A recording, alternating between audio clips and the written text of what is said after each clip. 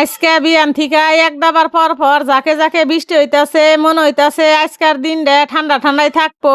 বৃষ্টি ময়রা দিনে তরকারির ছায়া ভাজা পোড়া দিয়া গরম গরম ভাত খাইতে কিন্তু মেলা স্বাদ লাগে।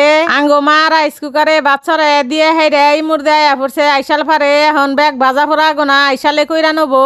প্রথমে কয়টা উস্তার আলু কাইডা ধুয়ে হেরে মার কাছে দিলাম। এখন এই উস্তা গোনা আঙ্গো মা ভাইজা নাইতাছে। উস্তা গোনা ভাইজা নামায় থুয়ে হেরে এখন এই নরা মধ্যে দুইটা বাগুন ভাইজা নবো। মা বাগুন গোনা বাস্তি থাক কিমুর দে আমি বিলাতি নাইয়ের ফুলের বড়া আর কুমুরের পাতা দিয়ে বড়া বাজবার নিকে চাইলের গুড়ার হাতে বেক নমনার মশলা পাতি গোনা গুইলা নইতাছি।